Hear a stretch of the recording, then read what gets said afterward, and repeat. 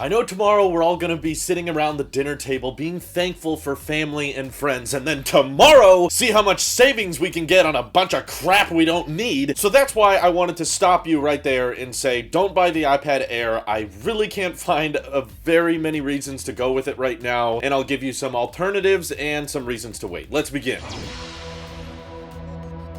The primary reason is it's been over a year since Apple updated the iPad Air. Yes, there's rumored to be quite a few changes next year, but within the iPad lineup, it is clearly the most dated right now because everything got the center stage update with the front-facing camera, except for the iPad Air. Even the $300 iPad got center stage, and of course the iPad mini now has 5G. The iPad Air does not, so a refresh is imminent, first of all, and I don't want you guys to buy an iPad and then find out you could have gotten a better one if you waited a couple more months. But secondly, if you can't wait, I understand that some people, they're like, I need an iPad right now. There is so much better deals in the refurbished iPad Pro section of Apple's own website. Before you all freak out and act like, no, I don't want to buy used, certified refurbished is different from used. Apple replaces the battery, the glass, the external chassis. Basically, every part of the iPad that ages is replaced, and it essentially feels brand new. I've been recommending people buy certified refurbished for years now, and you can get a 2018 iPad Pro with the A12X chip, which is still plenty fast. Compared to the A14 chip in the iPad Air, they're practically neck and neck. There's tiny differences in Geekbench scores, but you're never going to notice that in day-to-day use. Plus, the iPad Pro has 120 Hz, it has Face ID, it has a better speaker system on board, and it technically has a slightly larger display. And if you're worried about longevity and you don't like the idea of buying an Apple product from 2018, you want to buy something that's new and fresh from 2020, so that's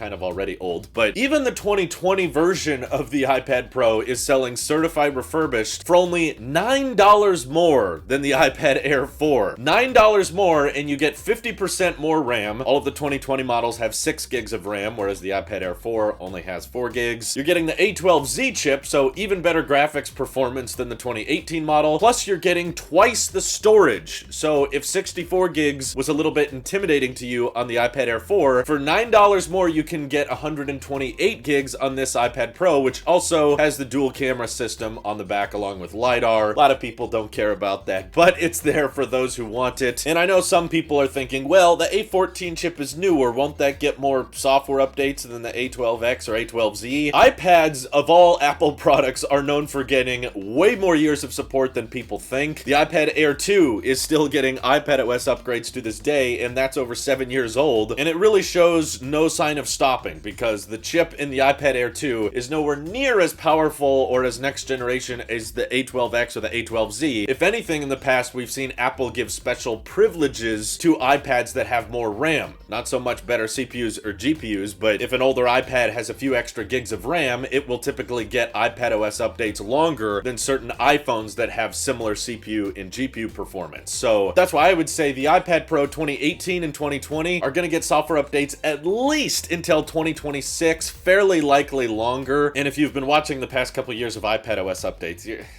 you're really not missing much. Now, in my view, Face ID is a superior biometric to Touch ID. That's something you're going to have to live with on the iPad Air 4, which is still a 60 Hz display, not my favorite. Sure, it comes in a few more color options, but I guarantee you, you're going to buy a folio cover or a Magic Keyboard case for this thing, and you will never see that color on the back of the iPad. I've also seen the iPad Air 4 colors in person, and they're very faint and hard to notice, so even the color argument doesn't hold up well for me. But you have to rest your finger on the side of the iPad every time you want it to unlock, compared to just tapping it and it unlocks. I suppose the only circumstance I would say you should get an iPad Air 4 is if you're absolutely in dire need, without question, of the Touch ID sensor, and you cannot live with anything else. I think that's less and less common as more and more people are working from home or not wearing as many masks as we used to, but if you're in an outside environment with a lot of crowded people and you have to wear your mask all day, I suppose that might be slightly annoying to go with Face ID, but I'm just trying to re-emphasize that the only people who should be buying the iPad Air 4 are those that intend on using their iPad for prolonged periods of time with a mask on, which I think is a fairly specific niche, because I would much rather have Face ID in 120 Hz, or of course the better cameras, or if you care about multitasking on the iPad, that extra 2 gigs of RAM might make a difference to you if you're doing more productivity-based things on this. But if you actually start looking at Apple's certified refurbished page, page, which is stuffed with refurbished iPad Pros right now. You could even pick up a 12.9-inch iPad Pro for not much more. So if you wanted to opt for the larger size and you felt like 11-inch just wasn't enough, then those options are a lot more affordable than many people think. You don't have to spend $1,100 to get a 13-inch iPad Pro, despite what Apple may encourage you to buy. I'd also say if you're the type of person that's using your tablet for school and you're going to be wearing a mask a lot, depending on the environment you're in, please consider the iPad mini. You'll save yourself $100. That did just get refreshed. It has a very powerful chip, the A15, and it still has Touch ID, so you don't have to worry about the mask not working anymore. Still has Apple Pencil 2 support, and if you're convinced that, well, I need a physical keyboard, keep in mind the Magic Keyboard that goes with the 11-inch iPad Air, it's still kind of crammed. You're still working on a fairly small keyboard, and after just reviewing the iPad Mini 6, it is a very comfortable form factor. It can fit in a lot of pockets, and you can type with your thumbs in landscape or portrait mode. The virtual keyboard is not bad at all, and the display is still pretty manageable. So there's so many good options if you need an iPad with Touch ID, and there's so many great options if you're willing to spend more than $500 on an iPad. You can get so many different iPad Pro variants for very reasonable prices with great storage and more RAM than the iPad Air. So if all of that doesn't convince you, I'll just remind you that an Air 5 is coming out next year, and it will probably be in the first half. I could be wrong on the timeline, but I'm fairly confident that at some point in 2022, if you're talking about longevity and you're worried about the iPad Pro only getting updates until 2026, and that's not long enough for you, then waiting a few more months isn't gonna kill you, and you're gonna probably get an A15 chip on this next generation iPad Air. You're gonna get center stage. You might even get a storage boost for all we know. Camera upgrades potentially. There was talk of some display upgrades, but those may be falling through. So really, the more I think about it, I just say no one should be buying the iPad Air 4, okay? There's so many great options out there, and I know Black Friday is gonna try to make some good-looking offers when you go on Amazon and go, ooh, the iPad Air 4 is like $50 cheaper here. Yeah, well, through Certified Refurbished, you can get an iPad Pro, which is a better product, for $520. So it's even cheaper than the iPad Air 4, and you're getting a better overall device. So no one buy it, and I'm only gonna start recommending the Air 4 if we see some massive price discounts or it starts showing up on Certified Refurbished for under $500. That'll be a different discussion, but it hasn't happened yet. So if you disagree, feel free to let me know why down in the comments below. This is your Apple Sheep here. I'll see you all in the next one.